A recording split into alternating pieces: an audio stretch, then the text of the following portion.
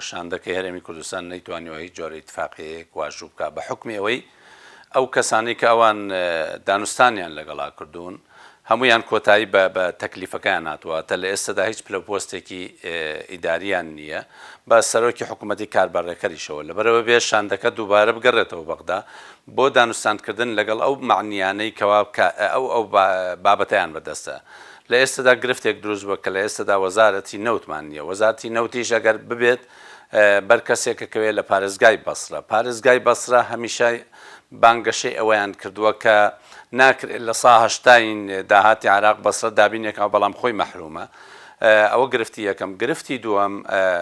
پشگیری مستەفا کاظمی لە کاتی ئێستادا بەبێ هیچ مەرجێکی پێشوەخت و دانوستان مستەفا کاظمی ئازاد کردووە لەوەی ئەگەر هەرێم تەواوی ئیلتیزاماتەکانی جێبەجێنەکە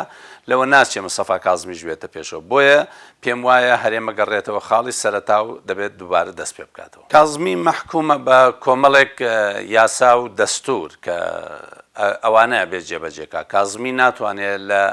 لە داهاتی عراقی شتێک بەخشێ بە هەرێمی کوردستان ئەگەر لە چوارچێوەی یاسا و ئیتفاقیاتان نەبێ. بۆیە هەرێمی کوردستان تا چەند ئەندازەیەک ئامادەیە ئیتفاقیە لەگەڵ حکوومەتی ئیتیحادیە بکە و تا چەند ئەندازەیە ئامادەیە جێبەجێی قانونی ئیداری مالی بکە کەەوە داهاتە ئیتیحادیەکان کوێن و ئەبێ بڕژێنە شوێوە چونکەوە خەزێنەی موحەد هەیە. خەزێنەی موحەد لەناو قانونی ئیداری مالیە باس کراوە کە ئەبێ سەرجەم داهاتە ئیتیحادیەکان بگەڕێنەوە بۆ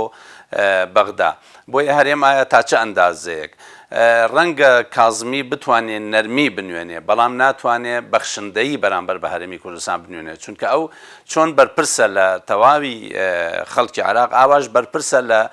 داهاتەکانی هەرێمی کوردستان. گەورەترین بربەستی کابینەکەی مستەفا کاظمی بریتە لە کێشەی ئابووری. لە ئێستادا نرخی نەوت داشکانێکی زۆر گەورەی بەسەر هاتووە. بۆیە عراق لە ئێستادا دووچاری ئەوە بووە کە نەتوانێت موچەی فەرمانبەرانی خۆی دابینکە. ئەگەر ملاحەزە بکەین لە یەکەم کۆبوونەوەی حکوومەتەکەی کاظمیە باسییان لە پرۆژه یاسایە کردووەکەوە چۆن قەرزی ناوخۆی و قەرزی دەرەکی کە ئەمە دەنگدانەوەی سلبی هەبوو لە لیژنەی مالی کە دوێنێ لە ڕێگەی گروپەوە مناقەشە کراوە کە لە ئێستادا ناکرێت حکوومەتەکەی کاظمی پەنابەرێ بۆ قەرز لە کاتێکا کێ ئامادەیە قەرز بدا بە حکوومەتی ئیتیحادی بە تایبەتیش ئەو قەرزانەی کە قەرزێکی مویەسەرن واتە نیسبەی فایدەیان زۆر کەمە. ئێمە گرفتێکمان هەیە کە خۆمان سەنەداتی خەزێنەی ئەمریکیمان کڕۆ بە فایدەی لە سا 1.5 بەڵام ئەو قەرزانەی بە ئاسانترین قەرز کە وەرمانگرتووێت لە سا 3 کەمتر نییە کەواتە ئەمە خۆی بۆ خۆی گرفتێکە لە ئێستادا لیژنەی مالی پێویستیان بەوە هەبوو کەوا مناقەشەیەکی تێر و تەسەر لەسەر ئەو بابەتە بکەن. بۆیە حکوومەتەکەی کاظمی یەکەم گرفت کە دووچاری بۆ تۆ کێشەی ئابووریە دوای کێشەی ئەو چەکانەیە کەوا منفەلیتن واتە بەدەست کەسانێکەون کە لە ژێری یاسانین. خاڵی سێم کێشەی سیاسی هەیە لە نێوان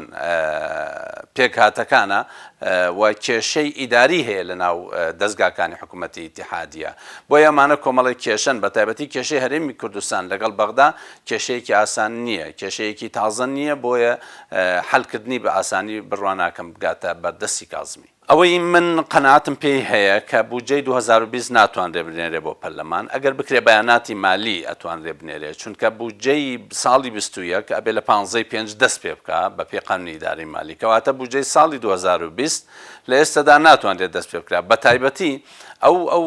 خەمڵاندانەی کە کراوە بۆ بودجەکە لە پێشا کە نرخی نەوت دانابوو بە 53 دلار ئێستا لە 23 دلارەیە کەواتە 30 دلار فەرقێتی واتە نزیکەی 45 تریلیۆن دینار کورتێنانەکە لەو حاڵتا جگەل لەوەی نزیکەی 48 تریلیۆن کورتێنان هەبوو کەواتە بە تێگڕا لە 90 تریلیۆن دینار کورتێنان بە هیچ شێوەیە بودجەیە قبوڵ ناکرێت مخالفی قانونی ئیداری مالی مادەی 7 کە نابێت کورتێنانەکە لە سا 3 ناتیجی قومی زیاتر بێواتە نابێت لە 10 تریلیۆن زیاتر کورتێنان هەبێ. بۆیە بە بڕای من لە ئێستادا ئەکرێ بودجەی مانگانە یا بودجەیەکی کاتی پەسەند بکرێ دوایی ئەکرێ بودجەی ساڵ 2021 بنێرێتە پەرلەمان و جێبەجێ بکرێت کە ئەوەش زەحمەتە لە مەرحەلەی ئێستادا جێبەجێ بکرێت. لە ڕاستیە مداخەلەکانیان ئەگەر هەست بکەیت لە ئێستادا ئێران ئەندازەیەک مداخەلەکانی کەم کردووە لە عێراقا. ئێستا حکوومەتەکەی کازمی زیاتر پشتگیریەکرێت لەلایەن هێز ئەمریکیەکانەوە بۆیە زۆر بەڕاشکاوی بە کازمیان وتووەکەوە ئەبێ ڕێی وازەح هەبێت لە دوای 120 ڕۆژ لە مامەڵەکردن لەگەڵ ئێرانە چکە تەنها مۆڵەتی 120 ڕۆژیان داوەتێک کە مامەڵەی بازرگانی بکە مامەڵی بە تایبەتی سوتەمەنی و تاقە